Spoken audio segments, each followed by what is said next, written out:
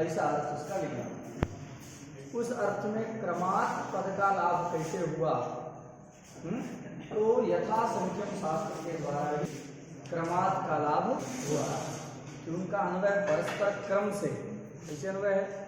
क्रम से अन्वय, तो उसका लाभ यथा संख्यम से हुआ है। अतः आज हम लोग यथा संख्य मनुदेशः समाना इस सूत्र का आशय पढ़ेंगे। देखिए, यथा संख्य मनुदेशः समाना, यह जो शास्त्र है यह परिभाषा शास्त्र है। परिभाषा, तो यह परिभाषा शास्त्र, परिभाषा शास्त्र का कार्य अव्यवस्था हो जाने पर व्यवस्था का संग करना, यही परिभाषा शास्त्र का कार्य। अनियमे परिभाषा, ये परिभाषा शास्त्र का लक्षण बताया। तो ये यहाँ पर भी एचो यवा यावह में जब कथा हुई कि किसके स्थान में कौन सा आदेश किया जाए, उस व्यवस्था को बताने के लिए यथा संख्य मनुदेशः समाना यह शास्त्र उपस्थित हो गया। इस शास्त्र में तीन यथा संख्यम, ये एक प्रथमा के एक वचन का रूप है। यथा संख्यम अथा, ये भी प्रथम एक वचन का रूप है। और समाना, ये षष्ठी के एक वचन का रूप है। तो यथा संख्यम इति प्रथमैक वचनांतम पदम, अनुदेशः इत्यपि प्रथमैक वचनांतम, समानाम षष्ठेक वचनांतम पदम, त्रिपदात्मकम इदं परिभाषा शास्त्रम। षष्ठी बहुवचनांतम चंद्र, समानाम इति षष्ठी बहुवचनांतम पदम। षष्ठी वचनांत उसी को देख के बोले, इसीलिए एक वचन भी बोलता है। देख रहे तो समानाम इति षष्ठी बहुवचनांतम त्रिपदात्मकं शास्त्रं वर्तते। संस्कृत में सम शब्द दो प्रकार के मिलते हैं। सम, ये जो शब्द है, इस सम शब्द का दो मिलते हैं और दो प्रकार के अर्थ में, हाँ, लेकिन मुख्य रूप से दो प्रकार के माने। एक जो सम शब्द होता है उसका अर्थ होता है सम का मतलब क्या है? तुल्य, समान। तो सम शब्द का अर्थ क्या होता है? तुल्य।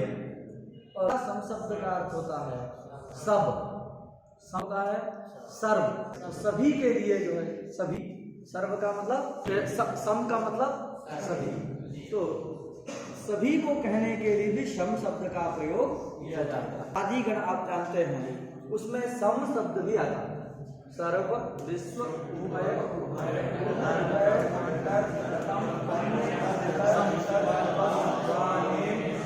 सम, सिम है। तो सम मिले, तो सर्वाधिगण में पठित जो सम शब्द है वो सर्व का वाची, सभी को कहता है। सर्व का मतलब सभी। और जो अन्यत्र सम शब्द है, उस सम शब्द का अर्थ क्या? तुल्य। और समम शब्द भी एक प्रयोग में मिलता है, जिसका मतलब होता है साथ। समम भी होता ना, समम के योग में भी तृतीया विभक्ति होती है। एवं साकम सार्धम समम योगे भी समम शब्द है। समम का मतलब साथ। अभी हम समम का यहाँ उल्लेख नहीं कर रहे हैं, ये साथ वाला समम नहीं है, यहाँ सम शब्द है। क्या? सम, ऐसा। अब ये सम शब्द दो प्रकार का है, एक तुल्यार्थक, एक सर्वार्थक है। तो यहाँ तुल्यार्थक किया जाए, ये समाना है। सम शब्द के षष्ठी बहुवचन में समाना है। अब प्रश्न है, सम शब्द कौन सा है? अर्थक है अथवा तुल्यार्थक है? क्या प्रश्न होगा? समानाम इत्यत्र श्रूयमाण यह समसा सर्वार्थकः तुल्यार्थको वा, इस प्रकार का एक संदेह विप्रतिपत्ति सामने आई। उसका उत्तर यह है कि ये जो समान सम शब्द है तुल्यार्थक है, सर्वार्थक क्यों? अगर सर्वार्थक होता तो समानाम ये रूप भी नहीं बनता। अगर सम शब्द क्या होता? सर्वार्थक होता तो समानाम ऐसा रूप नहीं बनता, क्योंकि ये सर्वनाम संज्ञक कहलाता। सर्वार्थक समशब्द होता तो इसकी सर्वनाम संज्ञा हो जाती, और सर्वनाम संज्ञा हो आमी सर्वनाम सुट हो करके एक हो करके क्या रूप बनेगा? समेशाम। क्या बनता है? सुना गया? यहाँ नाम लिखा है, उस समानाम शब्द को देख कर चलता है कि यह सम शब्द ससम शब्द कीदृशः न तु सर्वार्थकः नहीं है। कुतः? यदि अयं शब्दः सर्वार्थकः स्यात् तर्हि तत्र समेषाम् एव रूपं निष्पद्येत, समानाम् इत्याकारकं रूपं न स्यात्। क्लियर हो गया? तो समानाम लिखा सिद्ध हो गया कि ये तुल्यार्थक है, सर्वार्थक नहीं है। बात समझ आ गई? तो तुल्यार्थक है शब्द। अब तुल्यता किससे लेनी है? बताए थे, यहाँ कहते हैं कि ये तुल्य है, हम कहें ये दोनों भी अथवा ये सब हमारे लिए तुल्य है। तुल्य है मतलब किसी न किसी धर्म में से, तो छात्र सब समान है कि नहीं? चैत्रत्वेना मैत्रत्वेना भिन्न भिन्न, कोई चैत्र है, कोई मैत्र है, कोई जो है यज्ञदत्त है, कोई देवदत्त है, तो ऐसे चैत्रत्वेना मैत्रत्व भिन्न भिन्न होने पर भी छात्रत्वेन सब क्या? सब समान है। तो जब समान कहते हैं, सदृश कहते, कोई ना कोई धर्म बताना है, किसी न किसी धर्म से ही हम कहते हैं ये सब समान है। कहते हैं हम सब दुनिया में मतलब जितने विद्यालय में छात्र हैं, सारे छात्र जो है छात्रत्वेन अथवा वाराणसी में जितने भी लोग हैं सब प्राणित्वेन समान है कि नहीं? भाई सब प्राणी हैं, तो सभी प्राणी हैं, जितने भी जीव हैं सब प्राणी हैं, तो प्राणित्वेन सब समान है। तो जब हम सादृश्य की चर्चा करते हैं तो सादृश्य किसी न किसी धर्म से लिया जाता है, ऐसा जो है सिद्धांत। सादृश्य क्या किया जाता है? किसी न किसी धर्म से ही सादृश्य लिया जाता है। तुल्यानाम, समानाम का अर्थ क्या है? तुल्यता किस धर्म से ली जा रही है? ये जो साम्यता आप देख रहे हैं, समस्य भाव है समस्य भाव है साम्यम अथवा समता, तो समता, तो जो समता देखी जा रही है, तुल्यता देखी जा रही है, साम्य देखा जाता है, वो साम्य किससे लेंगे? तो यहाँ संख्या के द्वारा साम्य लेना है। किससे लेना है? साम्य जो है संख्या लेना है, संख्या के द्वारा लेना है कि संख्याओं में तुल्यता होनी चाहिए। संख्या का मतलब एकत्व ऐसा सना करके, संख्या का मतलब प्रथम द्वितीय आदि संख्या, तो जो प्रथम है उसके स्थान में प्रथम वाला, द्वितीय है तो द्वितीय वाला। तो इस प्रकार संख्या ही साम्य इसमें लेना है। बात सुनाई? ये समानार्थ अंश को लेकर हम लोग विचार करें। पहला शब्द है यथासंख्यम। ये जो यथासंख्यम शब्द है, यह कैसा पद है? पद है प्रथमा के है, लेकिन यथासंख्यम कैसा पद है? समस्तम इदम यथासंख्यमिति पदम। समस्तम चेत् वो विग्रहः कश्च अत्र समासः इत्याकारिका जिज्ञासा नितराम उदेति। जैसे समस्त है तो ये प्रश्न होता है, क्या समास है, क्या विग्रह है, प्रश्न होता है। तो हम विचार करते हैं कि यथासंख्यम अस्मिन् पदे कः समासः वर्तते, अस्य समस्तस्य पदस्य विग्रहश्च कः वर्तते इति इदानीं विचार्यते। तत्र यथासंख्यम इत्यत्र संख्याम् अनतिक्रम्य इति यथासंख्यम। कः विग्रहः अस्य? संख्याम्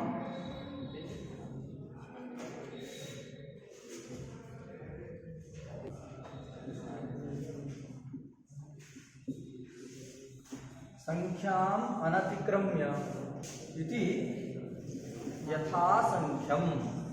सुना लोगे? संख्याम् अनतिक्रम्य इति यथासंख्यम। संख्या का अतिक्रमण ना करके, संख्या का अतिक्रमण ना करके, ऐसा अर्थ हो। संख्याम् अनतिक्रम्य, जैसे आप लोग पढ़ते, कौन समास है? सत्यम अनतिक्रम्य। यथा शक्ति, शक्ति शक्ति ही नहीं ना, शक्ति रहता है। शक्तिम अनतिक्रम्य यथा शक्ति, मतिम क्रम्य यथा मति। यहाँ पर भी लोग बहुत सारा बोल देते हैं झटती, यथा मतिम उच्चते, ऐसा यथा मति कह रहे हैं तो मतिम अनुस्वार लगा देते हैं, वो रहता नहीं, यथा मति ही बनता है, वहाँ व्यक्ति का लोप हो जाता है। तो उसी प्रकार जब अकारांत रहेगा तब वो देगा वहाँ ये भावा पंचम्या। तो संख्याम अनतिक्रम्य यथा संख्यम, समझा क्या, कालम अनतिक्रम्य यथा कालम, ऐसे बनता है उसी प्रकार यथा संख्या। और ये जो संख्या शब्द है इसका अर्थ है क्रम। संख्या का मतलब क्या है जी, क्रम। तो संख्याम अनतिक्रम्य मतलब क्रमम अनतिक्रम्य, क्रम का अतिक्रमण ना कर। यथाशक्ति का मतलब क्या है, शक्ति के अनुसार, शक्ति का उल्लंघन ना करके। यथामति हम कहते हैं, यथामति मतलब अपने मति के बाद, मति से बड़ी बात हम नहीं कहेंगे। अपनी शक्ति है जो 20 kg उठाएगा है और 50 kg उठाएगा तो क्या होगा जी उसका, या तो सिर में रखवा लिया तो गर्दन टूट जाएगी, सोया तो कमर टूट जाएगी। तो शक्ति जितना है उसका उल्लंघन नहीं करना है, समझा गया। तो यहाँ पर भी संख्या का अतिक्रमण ना करके, का उल्लंघन, संख्या मतलब क्रम, संख्या का मतलब क्रम। यहाँ एकत्वादी संख्या नहीं लेना है, अब का मतलब है क्रम। तो क्रम का उल्लंघन ना करके यथा संख्या। और शब्द बच गया अनुदेशः, उसका भी मीनिंग समझ जाए। तो अनुदेशः का क्या मतलब है, यहाँ अनु उपसर्ग जिस धातु है घय प्रत्यय हुआ है जिससे अनुदेशः ये शब्द बनता है। अनुदेश का मतलब है पश्चात होने वाला ज्ञान, अनु मतलब पश्चात और देशः का मतलब है ज्ञान। तो पश्चात जायमान जो ज्ञान है उसको क्या कहते हैं, अनुदेश। समझा गया। आगे बोलते हैं नीलो घटः, क्या बोले, नीलो घटः, घटः ये वाक्य है। तो नीलो घटः वाक्य सुनने के बाद आपको क्या होता है, नील शब्द के अर्थ का ज्ञान होता है, घट पद के अर्थ का ज्ञान होता है। पहले तो पद का ज्ञान है भाई, जिससे हमने नीलो घटः ये उच्चारण किया तो नील इस पद, ये पद सुनाई दिया कि नहीं जी, तो पद का ज्ञान आपको हुआ, श्रावण हुआ ना जी, और घटः इस पद का ज्ञान हुआ कि नहीं।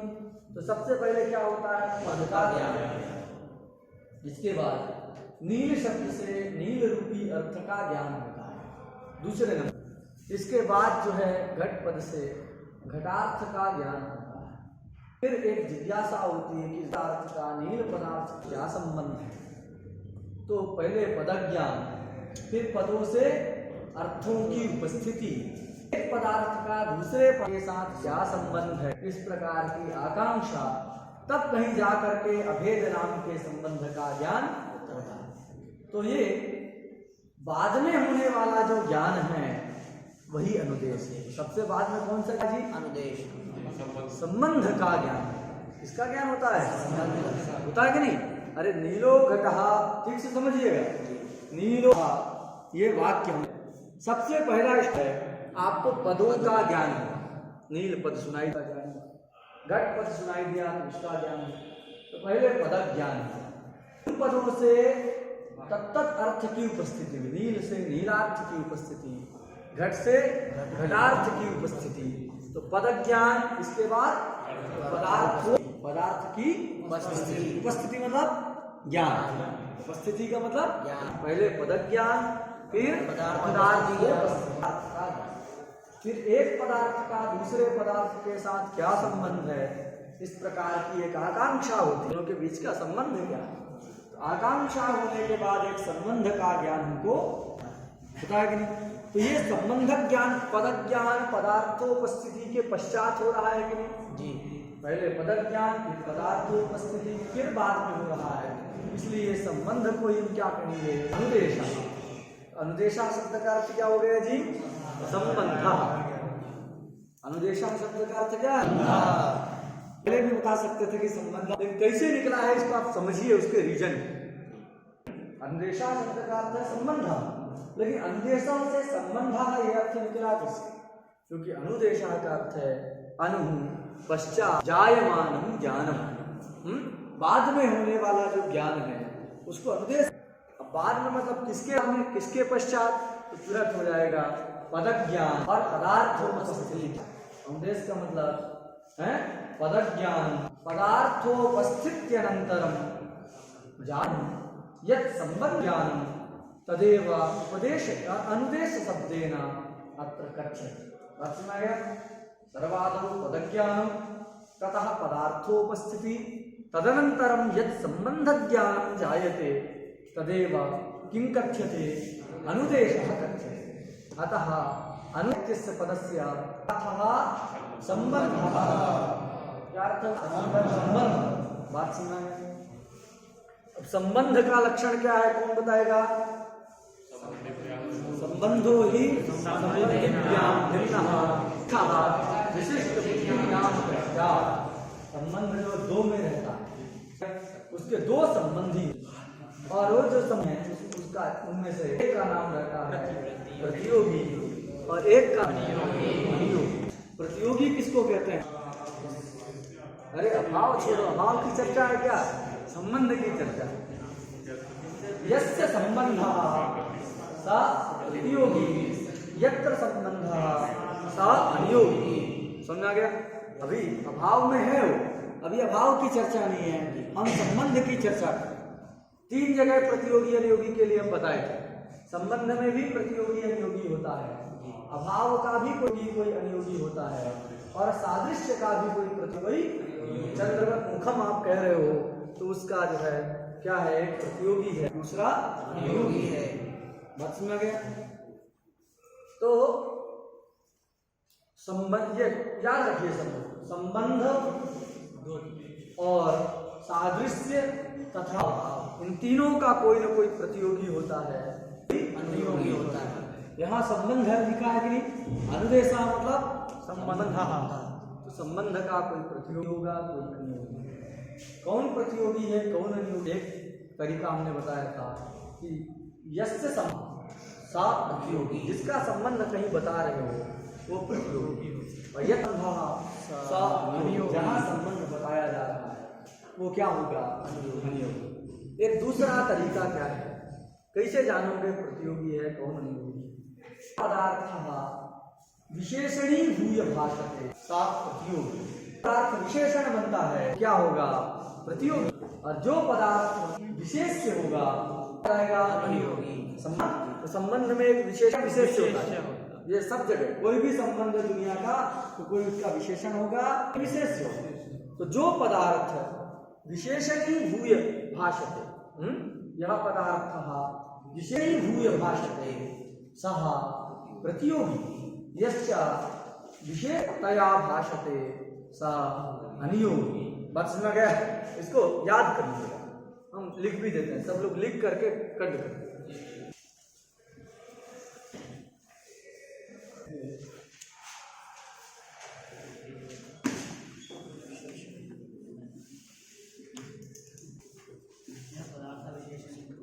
यह पदार्थ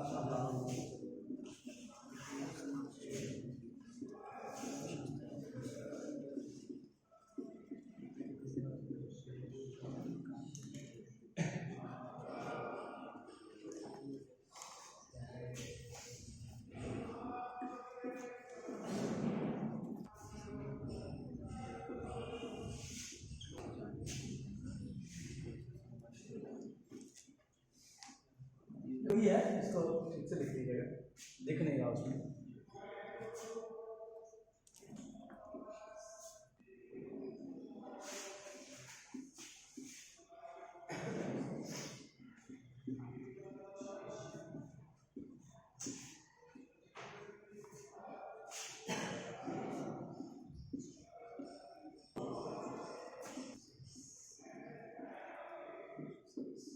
यश्च का मतलब पदार्थ, यश्च पदार्थः हैं, पदार्थ का जो यश्च पदार्थः, जो पदार्थ विशेषतया प्रतीत होता है, भाषातीत होता है, वह पदार्थ क्या कहलाता है? अनियोगी कहलाता है। बात सुना गया? यह पदार्थ विशेषणी भूय भाषते सा अनियोगी, यश्च पदार्थः विशेषतया भाषते सा अनियोगी। यथा राज्ञः पुरुषः इत्यत्र। कोई कहे राजपुरुष को बुला लाओ, तो किसको बुलाते हो? राजा को पकड़ कर लाते हैं, किसी व्यक्ति को बुलाते हैं, राजा का जो आदमी है उसको लाया जाता है। तो राजा क्या है? उसमें विशेषण है कि नहीं? तो राज पदार्थ जो है, राजपुरुष हमें राज पदार्थ भूय भाषित होता है, विशेषणतया होती है। अतः उस स्वस्वामी भाव सदा क्या हो गया? प्रतियोगी। बात सुना गया? पुरुष जो है विशेष प्रतीत होता है, अतः वह पुरुष क्या होगा? स्वस्वामी भाव संबंध का अनियोगी। बात ठीक है? नीलो घटः में नील अभिन्न घटः, नीलाभिन्न घटः, ये वो वहाँ अभेद संबंध। तो उस संबंध का प्रतियोगी कौन है, अनियोगी कौन है?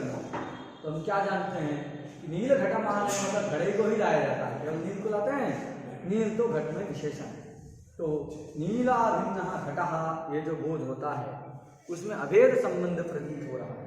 उस अभेद संबंध का प्रतियोगी कौन है? तो नीतियोगी, क्योंकि वो विशेषणतया नील। कैसा घड़ा है? तो नीला घड़ा है कि नहीं? तो घट में विशेषणतया प्रतीत होता है। अतः पदार्थ क्या है? प्रतियोगी। घट पदार्थ क्या है? अनियोगी। बात से प्रतियोगी अनियोगी जाने। अब यहाँ पर अनुदेशा का मतलब संबंध है। अब वो संबंध है तो उसका कोई प्रतियोगी होगा और कोई। अब उस प्रतियोगी अनियोगी को क्या होना चाहिए?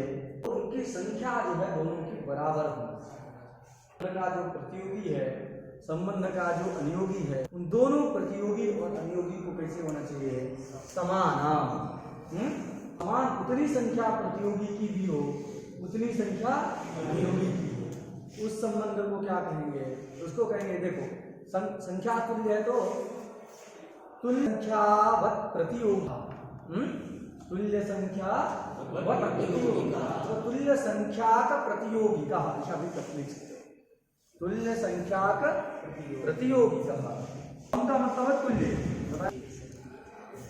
सामने जो है संख्या से लेना है, इसलिए तुल्य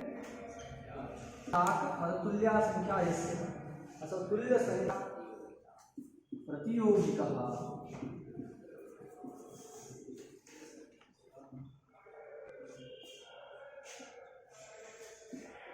तुल्य संख्या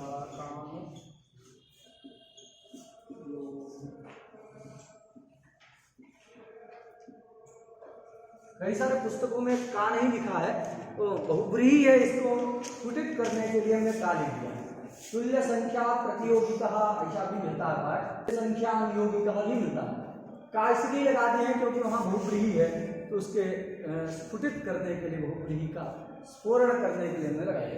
तो तुल्य संख्या प्रतियोगी कहा, तुल्य संख्या का अनियोगी कहा।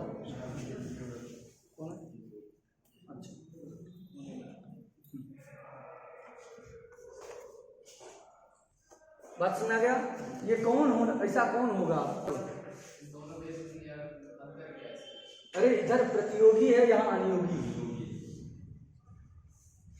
नहीं, अंतर समझ रहे हैं? अरे भैया ये संख्या प्रतियोगी कौन होगा? एक संबंध, ये दोनों जो है विशेषण है। ये वाक्य किसके? संबंध, यहाँ संबंध है। संबंध का कोई प्रतियोगी कोई अनियोगी, ऐसा संबंध देखना है जिसका प्रतियोगी भी समान हो, प्रतियोगी की संख्या हो और अनियोगिता भी उतनी हो। तो उस संबंध को क्या कहेंगे? संख्याक प्रतियोगी कहा, तुल्य संख्याक अनियोगी कहा संबंध। समझ गया? संबंध का ही विशेषण है। अनुदेशा का मतलब उस संबंध को कैसे होना चाहिए भाई? अनुदेशा का मतलब संबंध, तो कौन सा संबंध यहाँ चाहिए जिससे हम कार्य कर सकें? ऐसा संबंध चाहिए जिस संबंध का प्रतियोगी और अनुयोगी दोनों की संख्या क्या हो बराबर। प्रतियोगी की संख्या 2 है तो अनुयोगी की संख्या भी 2 समझा गया।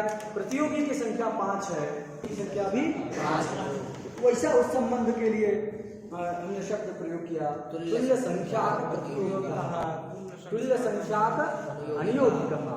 बात सुना गई कि नहीं कि जिस संबंध का एक विशेषण कौन है, विशेष संबंध कीदृशः संबंधः अनुदेश शब्देन ग्राह्य। संबंध है अनुदेश का मतलब, लेकिन वो संबंध कैसा होना चाहिए तो उसका प्रतियोगी और अनुयोगी दोनों की संख्या तुल्य होनी चाहिए, बराबर होनी चाहिए। तुल्य संख्या का प्रतियोगी कहा, तुल्य संख्या अनुयोगी कहा। संबंध ऐसा जो संबंध होगा वो संबंध क्या होगा, असंख्यम भवति। समझा गया। टेंस का अर्थ हो गया। अनुदेशा समानाम का क्या अर्थ है, तो अनुदेशा मतलब संबंध, और कीदृश संबंध तो समानाम लिख दिया। अब साम्यता मतलब समान का है। तुल्यता जो है कैसी लेना है तो संख्या के द्वारा लेना है। तो इसलिए समानाम और अनुदेशा का अर्थ हो गया तुल्य संख्या का प्रतियोगी कहा, तुल्य संख्या का अनुयोगी कहा, संबंध। इतना समझा गया। ये उसका अर्थ है उत्तरे अंश का। तुल्य संख्या का प्रतियोगी संबंध, तुल्य संख्या का अनुयोगी कहा संबंध। समझा गया। ऐसा जो संबंध है सकीदृशः भवति यथा संख्यम भवति। कैसे होता है, यथा ऐसा जो संबंध होगा वो संबंध यथा संख्यम होता है। यथा संख्यम मतलब संख्या को अर्थात क्रम को अतिक्रमण करके नहीं होता। जिस क्रम से उपस्थिति हो रही है वो प्राप्त बोध में उसका अन्वय भी होता है। नहीं समझ में आया आ गया। चलो साफ सुथरा बताते हैं। विषय कठिन है, ये सूत्र थोड़ा सा कठिन है, तो हम बहुत कोशिश कर रहे हैं कि आपको सरल से सरल बताएं, नहीं तो बड़ा तरह यथासंख्य अच्छे बच्चों के लिए भी कठिन है। जो जैसे ग्रंथों हुआ है वैसे आप लोग करेंगे तो समझ में नहीं आता, और जो वृत्ति लिखी है उससे बिल्कुल घटा ही नहीं सकते हैं। वो आप लक्ष्य में उसको घटा दें और घटता नहीं, इसलिए हम लोग ऐसे ही पढ़ें और कोशिश करिए। हम पूरा चाह रहे हैं कि सबको आ जाए। तो इतना तो समझना है कि तुल्य संख्या का प्रतियोगी कहा, तुल्य अनुयोगी कहा। ऐसा एक संबंध खोजना है जो संबंध कैसे हो, संख्या का प्रतियोगी हो, तुल्य संख्या अनुयोगी हो। वो जो संबंध होगा वो संबंध कभी भी क्रम का यथा होता है, मतलब क्रम का उल्लंघन करके नहीं होता, क्रम के अनुसार ही। संख्यम का यथा संख्यम में क्रम, संख्या का मतलब क्या है, क्रम। तो यथा क्रमम भवति, यथा संख्यम भवति मतलब यथा क्रमम भवति। यथा क्रमम भवति मतलब क्रमम क्रमम अनुल्लंघ्य भवति, क्रम नहीं करता है, उसी क्रम से उस पदार्थ का अन्वय होता है। और परिष्कृत करना है तो जो है अतिक्रमण का मतलब होता है, अतिक्रम्य मतलब अतिक्रमण करके, अतिक्रमण ना, तो इसका अर्थ होगा अतिकर्तृत्वाभाव। अनतिक्रम्य का अर्थ क्या है, अतिक्रमण कर्तृत्वाभाव, ये अनतिक्रम्य का। संख्या का मतलब संख्या अर्थात क्रम, और द्वितीय का अर्थ है कर्म। द्वितीय क्या है, कर्म। तो पूरा का यथा संख्यम का अर्थ है संख्या कर्मक कर्तृत्वाभावान। क्या अर्थ है इसका, संख्या कर्मक कर्तृत्वाभाव।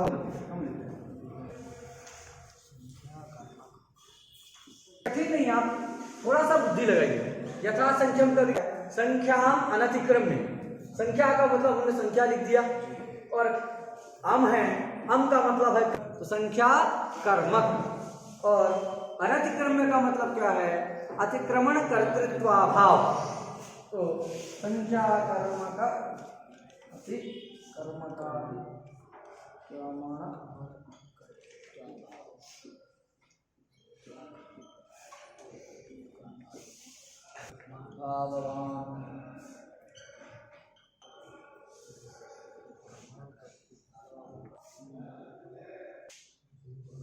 ये जो सूत्र का अर्थ होता है, यथा संख्यम का क्या अर्थ है, तो यही अर्थ, तुल्य संख्या प्रतियोगी कहा, तुल्य संख्याकार्यौगिकः संबंधः संख्याकर्मकातिक्रमण कर्तृत्वाभावान् भवति।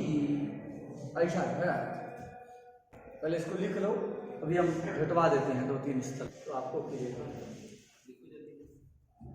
संख्याकर्मक अतिक्रमण कर्तृत्वाभावान् भवति।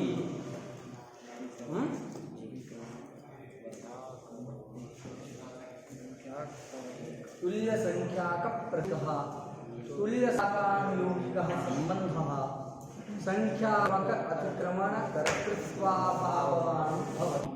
सब लोग लिखिए।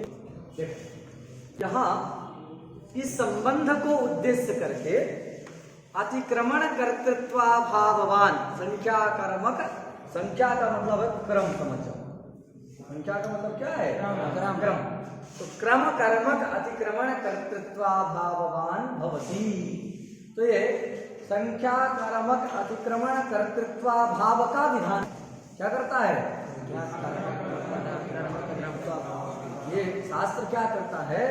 तो इस संबंध को, जैसे इक के स्थान में इक को उद्देश्य करके यण का विधान होता है ना, इक को उद्देश्य करके कैसे इक को, किसी भी इक को कर देंगे क्या यण? नहीं करेंगे। अजब्य वही तो पूर्वत्व विशिष्ट, उस अजब्य वस्तु विशिष्ट इक को उद्देश्य करके किसका विधान करते हैं? उसी प्रकार यहाँ संबंध को उद्देश्य करके ये विधान कर रहे हैं। ऐसा होना चाहिए जैसे इक कोई भी नहीं लेना है, कोई भी इक हम नहीं ले सकते हैं इक शब्द के द्वारा। जब भी हमें पूर्वत्व विशिष्ट इक लेना है, उसी प्रकार संबंध से कोई भी संबंध नहीं ले सकते। कैसा संबंध लेना है? तुल्य संख्या का प्रतियोगी कहा, तुल्य संख्या का नियोगी कहा संबंध लेना। ऐसा जो संबंध है उस विशेष संबंध को उद्देश्य किस चीज का विधान किया जा रहा है? संख्या कर्मक अतिक्रमण कर्तृत्वाभाव का विधान। सुना गया? अतिक्रमण कर्तृत्वाभाव का विधान इसके द्वारा किया जा रहा है। जो संबंध कभी भी क्या नहीं करेगा? क्रम का उल्लंघन नहीं करेगा, क्रम का अतिक्रमण नहीं करेगा, अतिक्रमण का अभाव ही सरेगा। बात सुना गया? ये जो है बताया। उदाहरण क्या है? हरे नहीं गव्यम नाम, मैं तो इसको छोड़ो, ये सब हम कल बता चुके हैं। नाभ्यम हरे, ये सब ये के उदाहरण है। ये सूत्र लिखा है क्यों? क्योंकि क्रमात् का लाभ इससे होता है, इसलिए। और ये भी हम लोगों ने चर्चा कल के पाठ में किया था कि यहाँ यथा संख्यम की जरूरत नहीं है, स्थानीय अंतर कमा से ही कार्य हो जाता है। तो इसलिए यहाँ ये उदाहरण इसका सटीक नहीं है। ऐसा उदाहरण बताना पड़ेगा जहाँ इसी से काम हो सके और दूसरा कोई सूत्र उसके लिए ना हो, तभी ना इसका सार्थक के साबित होगा। कोई कहेगा भाई ये चो यवा में तो स्थानीय अंतर कमा से हो गया, ये सूत्र क्यों है? इसका ऐसा उदाहरण है जहाँ एचो यवा से कार्य न हो सके। ऐसा कोई उदाहरण बताना पड़ेगा। हम बताते हैं। नंदी ग्रही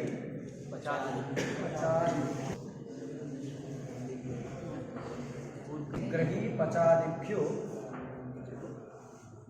ल्यू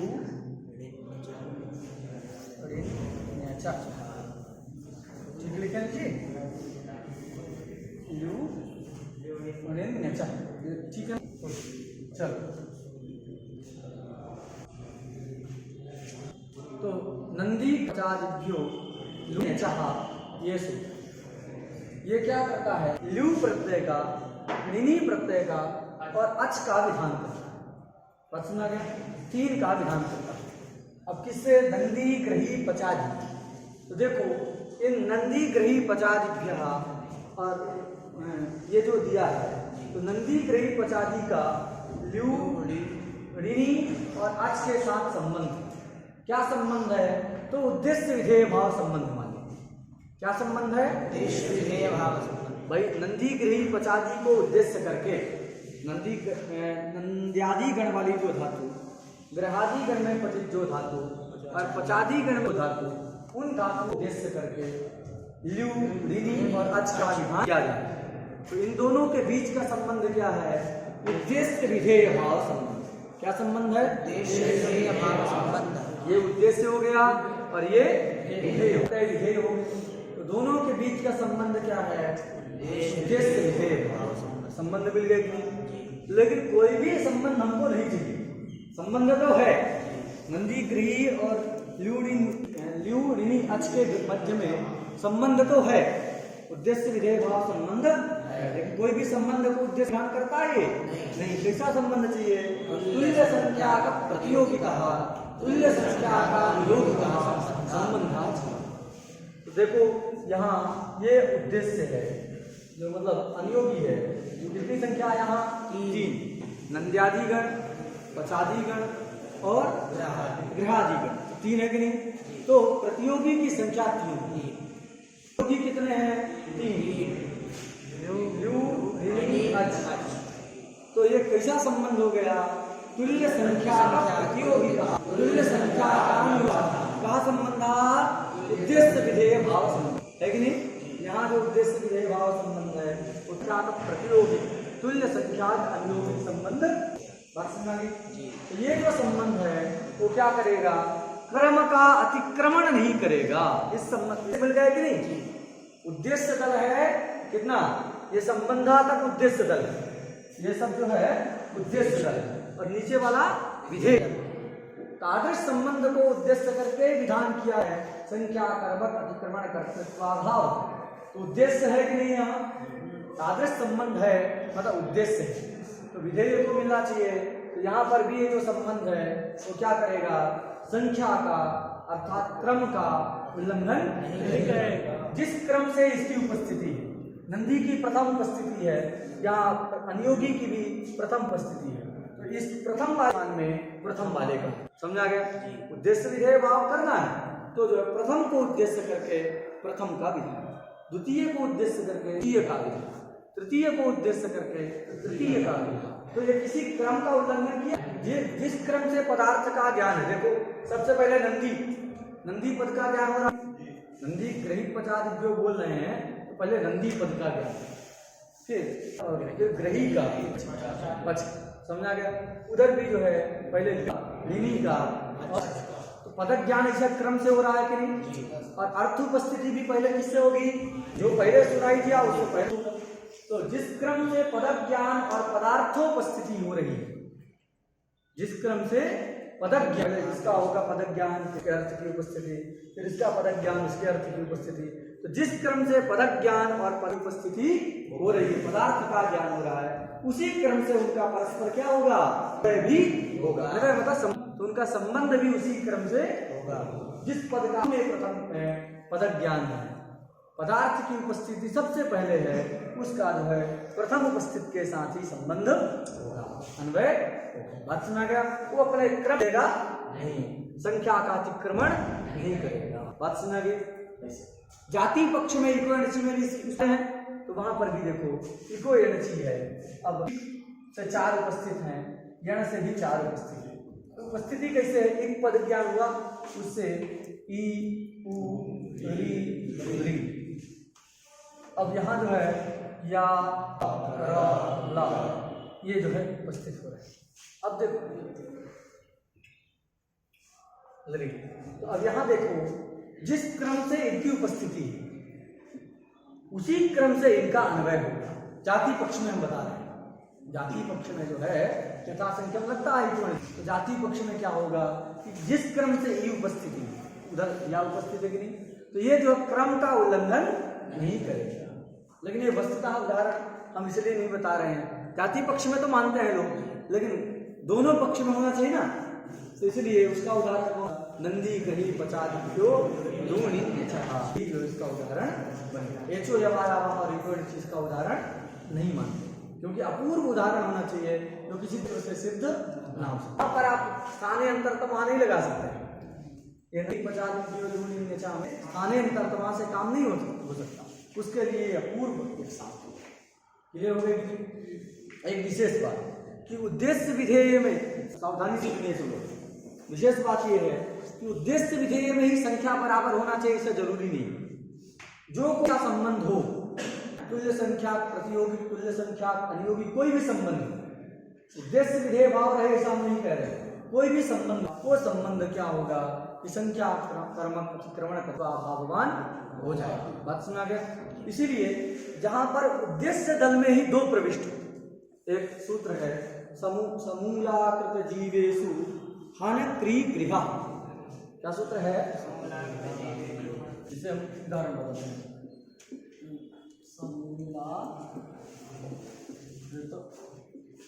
थोड़ा इसको देखो, सूत्र फोन में जो रखे हो अष्टाध्यायी। समूलाकृत जीवेषु हन क्री गृह, यही है समूलाकृत जीवेषु। जीवेषु मिला किसी को? हन क्री गृह, ठीक लिखे ना? समूलाकृत जीवेषु क्रिय हन क्रिय गृह।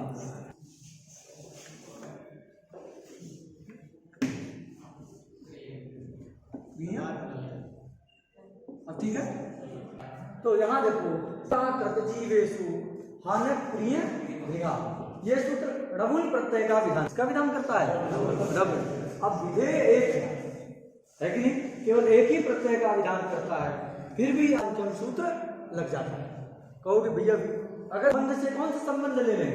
उद्देश्य विधेय भाव संबंध लेंगे, जहाँ उद्देश्य विधेय भाव हो वहीं पर जो है सूत्र लगता है। तो यहाँ लग पाएगा, क्योंकि उद्देश्य तो ये है दोनों ही, ये समूलाकृत जीवेषु और हन क्री गृह, ये उद्देश्य कोटि ही, विधेय केवल एक है रबुल। तो उद्देश्य विधेय भाव संबंध होना चाहिए, ऐसा कहोगे ये सूत्र यहाँ नहीं लगेगा। लेकिन हमने संबंध में उद्देश्य विधेय भाव का कैसे नहीं किया। जो कोई भी संबंध, तो जो कोई से सामान्य विशेष से विषय भी रहे तो उसका ग्रहण आएगा। तो यहाँ देखो ये उपपद चाहिए, समूल उपपद के रहते हुए हन धातु से करना है। समूल यदि पहले रहेगा तो हन धातु से डबल करेगा, और आकृत जो है उपपद रहेगा तो क्री धातु से होगा। जीव यदि पहले रहेगा तो ग्रह धातु से। बस में आ गया, दोनों उद्देश्य ही है, लेकिन के बीच में यथा संख्या, क्योंकि विशेष विशेषण भाव। अरे किसी भी अंग धातु से डबल प्रत्यय नहीं करना है, किससे करना है? जिसके पहले समूल, समझा गया? किसी के परे क्री धातु से आकृत रहे, किसी भी हन रहेगी तो डबल नहीं करना है। कौन रहना चाहिए? तो यहाँ उद्देश्य विधेय भाव नहीं है, लेकिन विशेष विशेषण भाव है। तो ये जो इन दोनों के बीच में ये उपपद हैं, समूल कृत जीव, ये सब उपपद हैं और वो धातु हैं, तो इनके बीच में विशेष विशेषण भाव है कि नहीं? तो ये जो विशेष विशेषण भाव संबंध है दोनों के बीच में, वो संबंध क्या है? तुल्य संख्याक प्रतियोगी हुआ कि नहीं हुआ? संख्याक अनियोगी हुआ कि नहीं? ये प्रतियोगी और ये अनियोगी। बताए थे यह पदार्थ विशेषणी भूय भाषते सब प्रतियोगी। तो ये विशेषण बता के कैसा हन होना चाहिए? तो समूल उपपद में घिसते हो गया कि नहीं? कैसा क्रिय होना चाहिए? तो आकृत उपपद में रहे, और कैसा अग्रह होना चाहिए? तो जीव रहे। तो ये सब विशेषण है उसका। तो जो विशेषण होता है वो प्रतियोगी होता है, तो प्रतियोगी है। दोनों की संख्या तुल्य है, 3 3 है कि नहीं? तो ये विशेषण भाव कैसा है? तुल्य संख्या का प्रतियोगी, तुल्य संख्या अनियोगी। अतः ये जो संबंध है वो संबंध क्या होगा? कभी संख्या का अतिक्रमण नहीं करेगा। संख्या का उल्लंघन मतलब क्रम का उल्लंघन, क्रम मतलब जिस क्रम में जिसकी उपस्थिति पहले है उसका से अन्वय होगा। समूल की उपस्थिति पहले है तो यहाँ भी समूल पहले उपस्थित है, उसी के साथ अन्वय। तो दूसरे नंबर में उपस्थित है उसका दूसरे के साथ, तीसरे वाले का तीसरे के। समझा गया? तो उद्देश्य भी नहीं लेना है। बात समझा गया? ये बात निकलती है समय संबंध में षष्ठी मानने। समानाम में जब हम क्या करते हैं, षष्ठी से सूत्र के द्वारा संबंध सामान्य में षष्ठी है, तब इस अर्थ का लाभ होता है कि कोई भी विशेष विशेषण भाव, कोई भी संबंध होना चाहिए। तुल्य संख्या प्रतियोगी, तुल्य संख्या कोई भी संबंध रहे तो ये सूत्र लग जाता है। कब निकलता है? जब संबंध सामान्य में षष्ठी मानते हैं।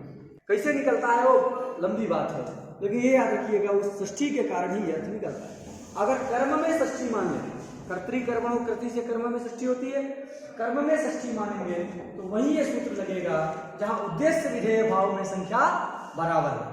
तो यहां तो लग जाएगा। अगर कर्म में षष्ठी मानेंगे तो नंदी ग्रही 50 जो लूणी में तो लग जाएगा।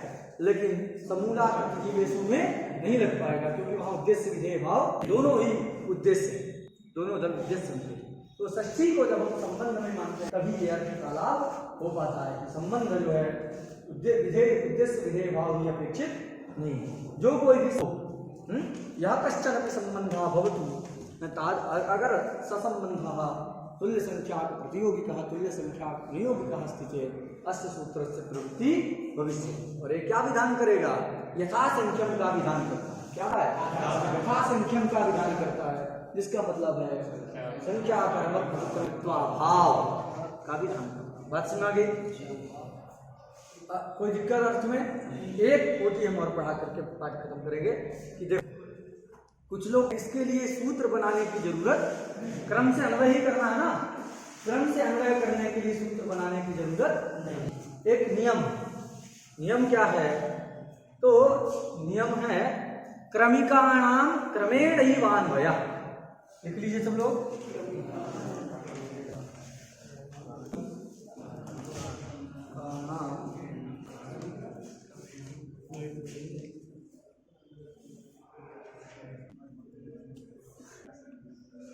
क्रमिकाणां क्रमेणैवान्वयः।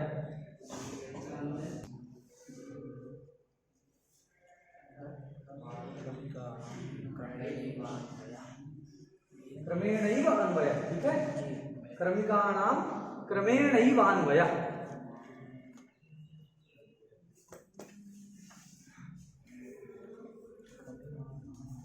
यह संबंध अर्थ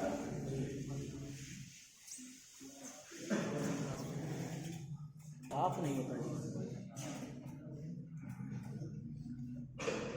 क्रमिकाणाम क्रमेणैवान्वयः, जो क्रम से उपस्थित होते हैं उनका अन्वय भी कैसे होता है? क्रम से होता है। इसको कहते हैं स्थानाख्य लौकिक प्रमाण। क्या कहते हैं?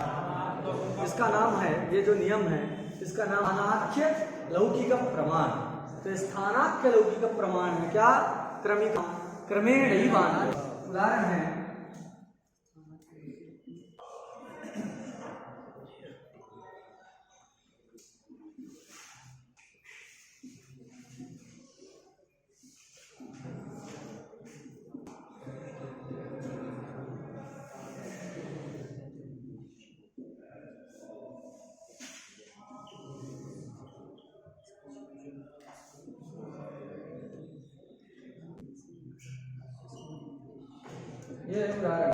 शत्रुं निपत्तिंच जय रंजय भंजय।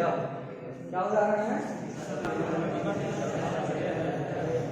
शत्रुं विपत्तिंच जय रंजय भंजय, ये क्रमिकाणां क्रमेणैवान्वयः का उदाहरण है। तो स्थानाख्य प्रमाण से ही काम चल जाएगा। ये कहता है क्रमिकाणां क्रमेण उपस्थितानां। क्रमिकाणां का क्या अर्थ है? क्रमेण उपस्थितानां। तो जो पदार्थ क्रम से उपस्थित हैं उन क्रम से उपस्थित होने वाले पदार्थ का क्रमेण उसी क्रम से अन्वय होगा। अर्थ स्पष्ट है? क्रमिकाणां मतलब उपस्थित पदार्थानां क्रमेणैव अन्वयोऽपि भवति। जिस क्रम से उपस्थित हैं उसी क्रम से उनका अन्वय होता है। यह अर्थ इस नियम का, और यही तात्पर्य यथासंख्य चल रहा है कि नहीं? जैसे इसका उदाहरण देखो, शत्रु मित्रम विपत्तिंच जय। पहले शत्रु उपस्थित है, फिर मित्र है, फिर विपत्ति। ये सब कर्म है। शत्रु भी कर्म है, मित्र भी कर्म है, विपत्ति भी कर्म है। अब इन कर्म का कहाँ अन्वय करेंगे? तो क्रम से अन्वय। शत्रु जय, शत्रु को क्या कर लो? जीतो। शत्रु को क्या करना चाहिए? जीत लेना चाहिए। तो जय क्रिया का कर्म जो है शत्रु, कर्मत्वेन शत्रु का अन्वय होता है जय के साथ। और मित्रम रंजय, मित्र को जो है प्रसन्न रखना। मित्र को क्या करना चाहिए? चाट खिला। आजकल मित्र तो खिलाओ तो प्रसन्न रहे। चलिए, तो मित्र को क्या करना चाहिए? प्रसन्न रखना, मतलब उसका मन जो है प्रसन्न रखना चाहिए। तो मित्रम रंजय, मित्र का मनोरंजन करो। मित्रम रंजय। और विपत्ति भंजय, विपत्ति आ जाए तो उसको नष्ट कर दो, विपत्ति को हटा देना चाहिए। तो क्रम से अन्वय हो रहा कि नहीं? ये सब क्रिया है। जय ये भी, रंजय भी क्रिया, रंजन क्रिया है, और भंजन भी क्रिया है। तो ये जय में कर्मत्वेन किसका अन्वय है? शत्रु का। रंजनक क्रिया में कर्मत्वेन किसका अन्वय है? और भंजनक क्रिया में किसका है कर्मत्वेन? विपत्ति का। समझा गया? नियम के अनुसार है क्रमिकाणाम क्रमेणैवान्वयः। तो जो क्रमिक उपस्थित है उन पदार्थों का क्रम से ही अन्वय होता है। शत्रुम मित्रम विपत्तिं च जयरंजय इत्यादि स्थल में। तो वहां जिसे हो जा रहा है वैसे हम यहाँ भी लगा देंगे कि नहीं? यहाँ नंदी ग्रही पचादिभ्यो में क्या लगा दिया जाए? क्रमिक क्रमेणैवान्वयः दिया जाए, हैं? तो काम चल जाएगा कि नहीं चल जाएगा? समूना प्रतिजीवेशु में भी लगा दिया जाए इसी को, काम चल जाएगा कि नहीं? तो प्रश्न होता है नाम क्रमेणैवान्वयः इति स्थानाद्य लौकिक प्रमाणेन यथा शत्रुं मित्रं विपत्तिं च जयरंजय भंजय इत्यादि स्थलेषु अन्वयः भवति तथा अनेनैव नियमेन नन्दिग्रही पचाभ्यो गुणिन्यचः इत्यत्रापि अन्वयः स्यात्। तदर्थम् असंख्यमुदेशः समानः इति सूत्रं नापेक्षितम्। उसके लिए सूत्र की जरूरत नहीं है। नियम से जहां जहां भी सूत्र लगता है सब जगह इसी नियम से हो जाएगा कि क्रम से अन्वय हो जाएगा। फिर ये यथा संख्या में इतने बड़े सूत्र की क्या जरूरत है? भैया कर जो है भीगे भरते हैं कि हम लाघव प्रिया कहते हैं कि नहीं? लाघव प्रिया अर्धमात्रा लाघवेर पुत्रोत्सवम मन्यन्ते वैयाकरणा। तो आधी मात्रा इतना बड़ा सूत्र बनाने की क्या जरूरत है? गौरव कर दिए, इससे लाघव था, इससे सब जगह काम चल जाता। इतना बड़ा सूत्र बनाने की क्या जरूरत? समझने में एक दिन लग गया है, तो इतना कठिन सा सूत्र बनाने की क्या जरूरत पड़ी? जरूरत है। बात समझ आ गई? तो ऐसा प्रश्न होता है कि इसकी अत्यंत आवश्यकता। ये जो न्याय शत्रु ये क्रमिकाणाम क्रमेणैवान्वयः, ये जो न्याय है ये कहाँ लगता है? असमास स्थल में लगता है। कहाँ लगता है? असमास स्थल। जहाँ समास है वहां ये नियम नहीं लगता। समझ आ गया कि नहीं? इसलिए समास जहां हुआ यहाँ समास है कि नहीं, ये नियम नहीं लगेगा। इधर अन्वय करने के लिए यथासंख्यम की जरूरत पड़ेगी। बात सुना गया? तो ये अयम यह लौकिकः नियमः। तो लौकिकः कुत्र प्रवर्तते?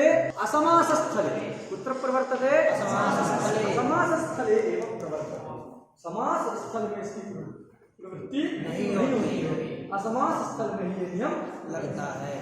कैसे पता चला? तो नहीं है कि असमास में लगेगा, समास लगेगा, ये तो लिखा नहीं है। कैसे पता चला? तो पता चला भाष्य के उदाहरण देखो। भाष्यकार कहते हैं आविधनौ देवदत्तौ न ज्ञायते कस्य अजाधनं कस्य अभिधनं। ऐसा कि दो अजा मतलब बकरी वाला धन, बकरी भी धन, और जो है अभी मतलब भेड़। तो भेड़ धन है और अजाधन। अब दो लोग हैं, देवदत्त और यज्ञदत्त। पता नहीं चल रहा कि बकरी धन किसका है और जो भेड़ धन किसका है, भेड़ रूपी धन किसका। ऐसा भाष्यकार कहते हैं देवदत्तौ न ज्ञायते कस्य अभिधनं। ये भाष्यकार। क्यों? अगर ये नियम वहां लग जाता, अजाद भी लग जाता, तो फिर ये न ज्ञायते की वृत्ति भाष्यकार वैसी नियम से काम चल जाता। अजाधिधनु देवदत्त यज्ञदत्ते, देवदत्त यज्ञदत्तौ भी समझते, देवदत्तश्च यज्ञदत्तश्च इति देवदत्त यज्ञदत्तौ समझते हैं। तो अजा च अभी च इति अजाधिधनि अजा अथवा अजाश्च अवयश्च इति अवयः ते एव धनम, ऐसा कुछ करेंगे तद्रूप ही धन। तो अजादि धनम भी क्या है? तो अगर ये नियम लग जाता, कौन सा? ये नियम यदि सब जगह तो भाष्यकार को क्या जरूरत नहीं पड़ती, कस्य अजाधनम कस्य धनम ये कहने की जरूरत नहीं। कहा उन्होंने, इससे प्रतीत होता है कि समास स्थल में ये नियम नहीं लगता है। कहाँ लगता है? समास स्थल में नहीं लगता है। इसलिए जहां जहां समास है सूत्रों में क्रमिक अन्वय करने के लिए किसकी जरूरत पड़ेगी? यथासंख्यम सूत्र की आवश्यकता पड़ेगी। इसीलिए यथासंख्यम सूत्र को बनाया। बस सुना गई जी। असल में विशेष आद्यंतो तकितो में हम जो है इसको फिर से थोड़ा सा बताएंगे। याद्यंतो तकितो अन्वय क्रमिक अन्वय करना है, बिना यथासंख्यम के वहां हो नहीं सकता। बात समझ आ गई। तो हम सूत्र को आज पढ़े। ये सूत्र परिभाषा सूत्र है। सूत्र में 3 पद हैं। एक एक पद के अर्थ को जाना, पूर्ण सूत्र का क्या अर्थ है इसको जाना, इसके उदाहरणों पर विचार, और इसके बाद हम लोग ये नियम लौकिक न्याय से काम चल सकता है इसका भी हम लोगों ने विचार किया, जिससे मिला कि लौकिक न्याय से इसका पूर्ति नहीं हो सकती। ये सूत्र जो है अतिरिक्त आरंभ करना ही पड़ेगा। फिर हम लोगों ने आगे का पाठ हम कल की कक्षा में जाकर विचार करेंगे।